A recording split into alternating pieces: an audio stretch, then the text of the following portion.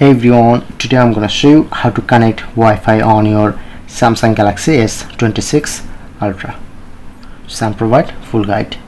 So you just go to your control center. First remove this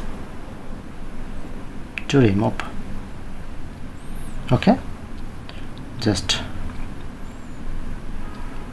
enable to Wi-Fi option, then showing it to wireless. Just select on and enter password.